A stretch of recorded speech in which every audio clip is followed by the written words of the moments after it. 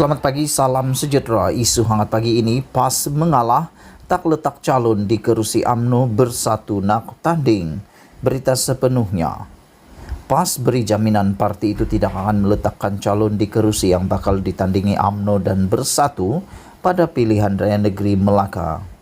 Timbalan Presidennya, Datuk Seri Tuan Ibrahim Tuan Man berkata, walaupun berdepan kemungkinan jumlah kerusi ditandingi mereka jauh lebih kecil berbanding pilihan raya umum ke-14, namun keputusan itu dicapai dalam usaha PAS mengelak pertandingan tiga penjuru demi mengukuhkan kerjasama dan muafakat ummah antara ketiga-tiga parti.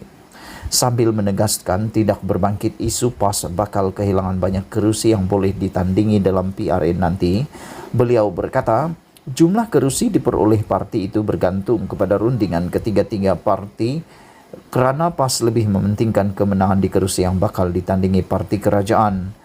Bagaimanapun, katanya gerak kerja PAS diteruskan di 12 kerusi DUN, walaupun jumlah sebenar kerusi bakal ditandingi masih dalam rundingan. Kita PAS tidak akan ambil kerusi UMNO, kerusi bersatu. Kita ambil kerusi yang belum dimenangi, kerusi ini PAS nak. Misalnya daripada 12 kerusi ditandingi PAS di Melaka pada PRU 14, mungkin timbang-timbang dapat 7 atau 6, mungkin 6 ini confirm bukan UMNO dan bersatu punya. Kita nak elak pertembungan, apa yang penting calon PH Pakatan Harapan tidak menang, katanya menurut laporan berita harian. Keputusan PRU 14 bagi 28 kerusi Dewan Undangan Negeri DUN Melaka menyaksikan UMNO hanya menang 13 kerusi, manakala Pakatan Harapan PH berjaya memenangi 15 kerusi dan melayakkan gabungan terbabit yang ketika itu diterajui bersatu PKR, DAP dan Amanah membentuk majoriti muda. Kerajaan negeri yang ditakbir PH itu bagaimanapun tumbang pada awal Mac 2020 selepas bersatu membentuk gabungan baharu dengan Barisan Nasional BN Melaka. Gabungan baharu ketiga itu turut disertai ahli Dewan Undangan Negeri Adun Rambia dari PKR, Datuk Muhammad Jailani Kamis dan Adun Pengkalan Batu daripada DAP, Datuk Nurhizam Hasan Bakte sebagai wakil rakyat bebas dalam Perikatan Nasional PN.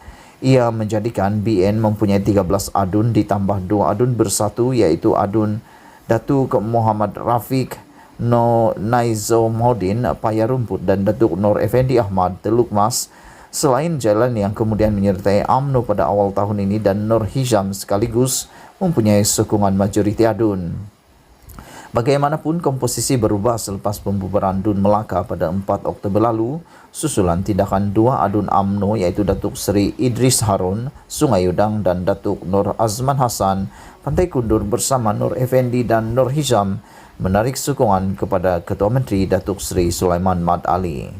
Tuan Ibrahim yang juga Menteri Alam Sekitar dan Air turut menegaskan PAS akan menyokong mana-mana calon sama ada UMNO maupun bersatu berdasarkan penyandang di kerusi berkenan jika pemufakatan gagal dicapai dalam kalangan dua parti sekutu itu. Namun katanya PAS belum menentukan atau memutuskan dasar yang akan diambil jika UMNO dan bersatu berhasrat meletakkan calon di kerusi dimenangi PH pada PRU 14. Kalau kerusi itu kerusi tradisi UMNO, seluruh pengundi PAS akan sokong calon UMNO. Undi akan diberikan kepada UMNO, bererti kalau bersatu masuk, pengundi PAS tidak akan memberi undi kepada bersatu, katanya. Kalau kerusi itu bersatu punya, UMNO masuk, orang PAS takkan undi UMNO. Dengan cara ini, kedua-dua pihak kena duduk bersama. Jika kerusi PH, kita akan runding, kita akan adakan perbincangan siapa nak bertanding, katanya. Kalau tak ada penyelesaian siapa nak bertanding, kedua-dua UMNO dan bersatu masuk, kerusi macam ni kita letak dasar buat masa ini. Bagi kita selesai runding dulu, kalau tak boleh jalan keluar, pada masa itu kita akan buat keputusan, katanya. Mengulas lanjut, Tuan Ibrahim berkata, PAS tidak boleh mencampuri urusan dalaman parti sekutu termasuk UMNO yang mahu bersendirian pada PRN Melaka. Kalau UMNO tidak mau bersama, hendak jalan sendiri, kita tiada pilihan. Itu bab parti masing-masing. Cuma kita beritahu kalau berlaku pertandingan tiga penjuru UMNO PAS bersatu, semua akan rugi. Jadi semua akan elakkan tanding tiga penjuru, ujarnya lagi. Berita dipetik dari MH Daily. Sekian dulu untuk kali ini. Jangan lupa tinggalkan komen anda, tekan butang subscribe dan tekan butang like. Malaysia kita punya, kita jaga sama-sama, cintai Malaysiaku. Kita jumpa lagi. Bye-bye.